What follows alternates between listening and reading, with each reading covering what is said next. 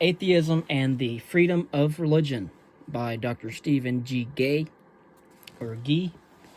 And it's in 4 parts. The first part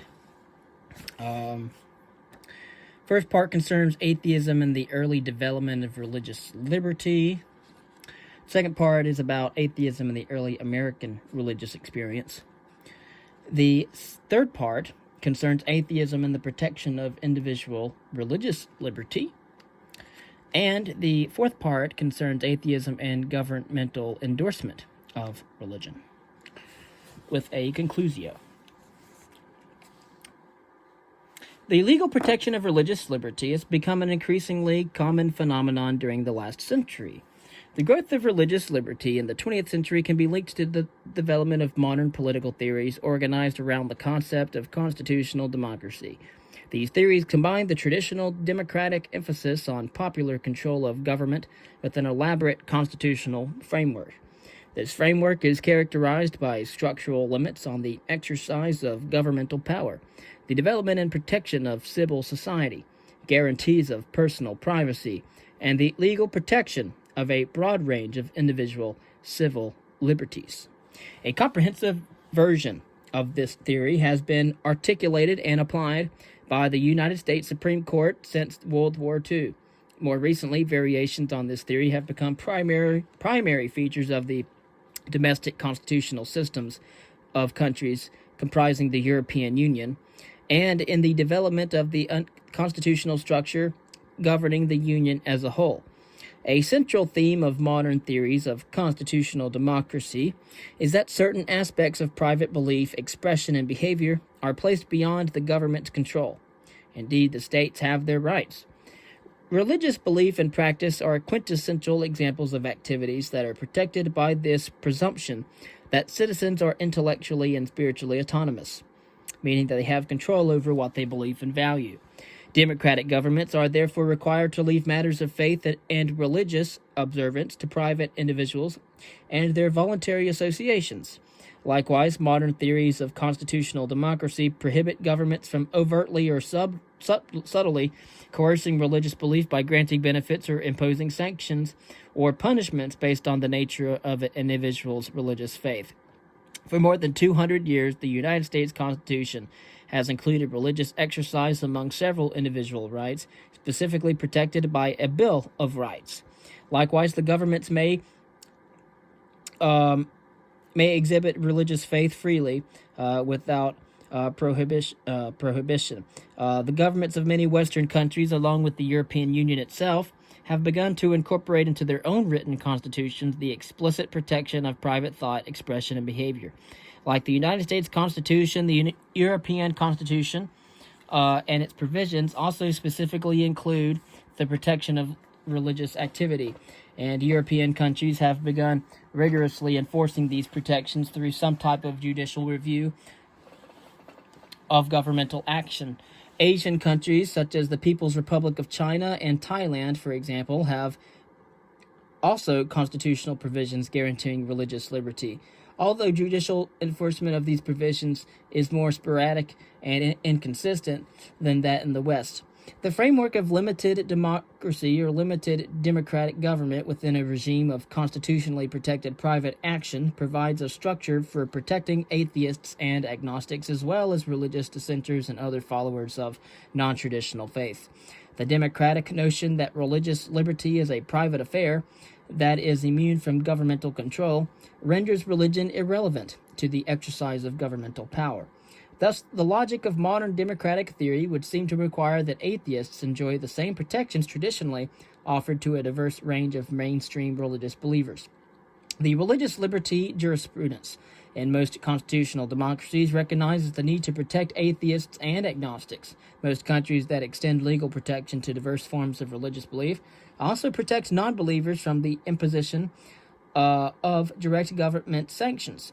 But even in countries that have strong legal protections of religious liberty, governments are often permitted to profess the nation's collective allegiance to religious belief in a manner that subtly marginalizes atheists. Although most European countries no longer maintain officially established churches, many of those countries continue to provide government funds for religious schools and other church expenses. In addition to formal legal recognition or endorsement of religious belief, many cultural factors also serve to limit the extent to which atheists can fully exercise their political rights in a time in which church is separate from state. This is especially true in countries such as the United States, where religious belief and public devotion play a prominent role in the political culture. In the United States, atheists are culturally and politically isolated because of the common assumption that political actors must somehow demonstrate religious devotion as part of their public duties. This assumption, however, persists despite the fact that the United States Constitution has one provision protecting religious exercise, another provision separating church and state, and a vibrant history of judicial enforcement of religious libertas. Thus, in the United States and other countries with similar traditions of religious liberty, atheism often suffers from a quasi-legal cultural ostracism that is inconsistent with the principles that provide the justification for the formal legal protection of individual rights of conscience. The scope of legal protection afforded atheists and agnostics within most existing democratic systems can best be understood and comprehended by identifying two different but related aspects of religious libertas. The first involves protection from the imposition of direct governmental sanctions on the refusal to embrace religious faith. The second involves the prohibition of official government favoritism towards religion in general, or toward a select group of religions in particular. Most modern constitutional democracies in modern developed states effectively enforce the first aspect of religious liberty. It is the second aspect of religious liberty that often receives inadequate protection. The detail of both aspects of religious liberty are discussed after a brief review of how atheists were treated during the period in which modern conceptions of religious liberty developed. The first is atheism and the early development of religious liberty. Prior to the development of modern conception of religious liberty, atheists had no effective legal protection. The legitimacy of pre-modern governments rested on claims of divine right, which were directly threatened by atheistic beliefs that denied the existence of the divinity. Because of the political threat posed by atheists, pre-modern governments denied any protection to atheists, and indeed targeted atheists for the most serious kinds of legal persecution. Philosophical support for this persecution is abundant in early Western philosophy. Western philosophers, as diverse as Plato and St. Thomas Aquinas, argue that atheism is inherently dangerous to the social and political culture and therefore should be punished as a crime against society. They argued that atheists should be excluded from the political culture, forcibly re-educated, and in some cases, put to death. The notion that the disbelief in God disqualifies the atheist from political participation, political office, or legal protection was very common even among early humanists. Thomas More, for example, described a utopia in which religious tolerance would extend to all residents except those who did not believe in God or the immortality of the soul. The modern tradition of religious liberty, however, in the West can be traced to the efforts of classical liberals such as John Locke, who, like Thomas More, attempted to describe a legal regime in which the state would tolerate individual adherents of diverse religious creeds. Unlike his more illiberal predecessors, Locke did not advocate the execution of atheists. However, his tolerance was not complete. Although Locke's efforts to protect religious dissenters advanced the cause of libertas for religious believers who belonged to unpopular sects, John Locke resembled his pre-liberal humanist predecessors in that he refused to grant atheists and agnostics the same political and legal rights and privileges enjoyed by their more devout fellow citizens. Locke would not kill atheists, but neither would he trust them with the full benefits of citizenship. There is an ongoing debate about the reasons for Locke's reluctance to grant tolerance to atheists. Although modern theorists such as David A.J. Richards have attempted to salvage from Locke a form of tolerance that encompasses atheists as well as believers, it is difficult to avoid the sectarian exclusionism of early liberal theory. Locke's stated reasons for refusing to tolerate certain groups were directly related to his conception of democracy. Locke denied protection to members of the Muslim and Catholic faiths, for example, because he believed that the members of those religious groups were inherently disloyal. Locke believed that the members of those faiths instinctively owed allegiance to other sovereigns, and therefore could not be tolerated in a liberal democratic government or a liberal democratic state. Like John Milton, Locke viewed Catholicism as a priestly despotism under the cloak of religion, which extirpates all religious and civil supremacies. In contrast to his attitude toward Catholics and Muslims, Locke denied toleration to atheists, not because atheists were traitors, but rather because atheists could not be trusted to uphold oaths and promises. Promises, covenants, oaths, which are the bonds of human society, can have no hold upon an atheist. The taking away of God, but even in thought dissolves all. Locke focused on the perceived untrustworthiness of atheists, in part because he believed that this characteristic is relevant to two areas of legitimate governmental concern. First, the government's ability to ensure that an atheist is capable of providing truthful testimony under oath in a court of law, and second, the government's ability to enforce contractual promises. As to the latter, concerning the ability of the government to enforce contractual promises, untrustworthy atheists threatened to undermine the ability of the new liberal governments to protect the economic marketplace that was developing in conjunction with the political structure of classical liberalism. Locke also argued that the tolerance of atheists would lead to other politically problematic consequences. In addition to undermining promises and oaths, Locke believed that permitting atheists to speak freely potentially could weaken the religious faith that is necessary for the general population to exercise sound moral judgment.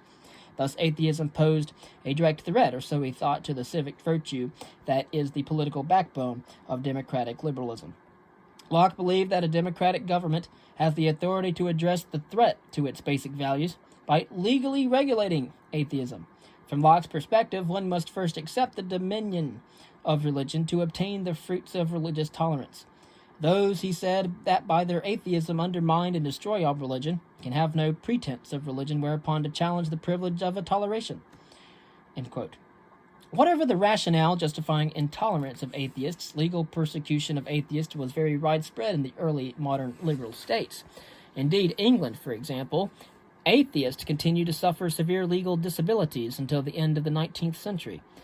There were several notorious public episodes that illustrate this, that the government's discriminatory treatment of atheists. The poet Shelley, for example, was expelled from Oxford in the year 1811 after publishing a pamphlet entitled, quote, "The Necessity of Atheism," end quote. This tract also contributed to the British court's decision to deny Shelley custody of his two children after the death of his first wife, Harriet, a decision that was not an uncommon experience for avowed atheists. In addition to denying atheists custody of their children, British courts also denied atheists the right to give evidence in court. This legal disability was finally abandoned in the year 1869 with the passage of the Evidence Amending Act, or the Evidence Amendment Act. Perhaps the most notorious instance of legal discrimination against an atheist during the 19th century was the exclusion of Charles Bradlaugh from the British Parliament. Bradlaugh was an avowed atheist and one of the founders of the National Secular Society. In the year 1880, Bradlaugh was elected to the House of Commons to represent Northampton.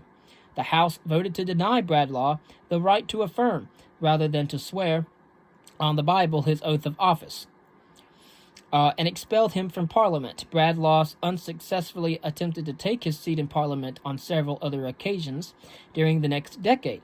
He was forcibly expelled, however, from the House numerous times, fined for voting illegally, and then once even imprisoned in the Tower of London. He was then re-elected 3 times in 1881, 1882, and 1884, and was finally seated in 1886 when the new Speaker of the House refused to interfere with his affirmation. John Locke's reasons for refusing to extend legal toleration to atheists provided a common theoretical justification for the persecution of atheists in England during the 19th century. But in many ways, these official attacks on religious disbelief could not be sustained within the broader philosophical atmosphere created by the Enlightenment of the 18th century. The empiricism, intellectual skepticism, and scientific upheaval engendered by the Enlightenment, along with its larger social and economic context, made it increasingly difficult to sustain the long legal protection of religious authority. Even during John Locke's days, some of the philosophical literature reflected this tension. Pierre Bayle was a contemporary of John Locke, who wrote widely, disseminating philosophical tracts on many of the same subjects of tolerance and religious liberty. Bayle went significantly beyond Locke, however, in applying the emerging Enlightenment intellectual framework to critique the legal protection of religious belief.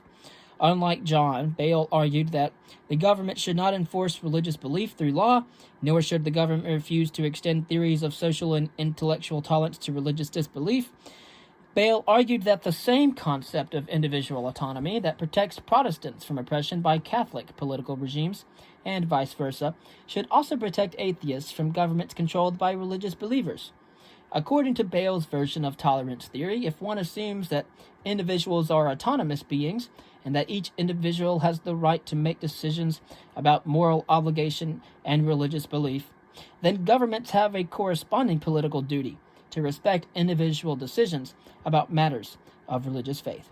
The government's duty to tolerate every citizen's interpretation of personal morality applies even if the individual arrives at the conclusion that God does not exist.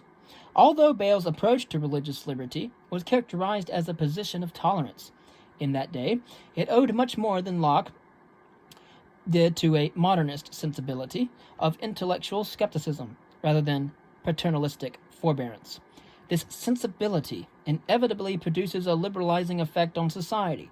If the spirit of skepticism provides the intellectual framework of the modern world, then no collective entity such as a government has the intellectual authority or right to undercut that framework by imposing through a law a particular set of debatable and unprovable precepts about the existence of God. And next we'll talk about the early American religious experience, not only in the colonies, but after the founding of the United States.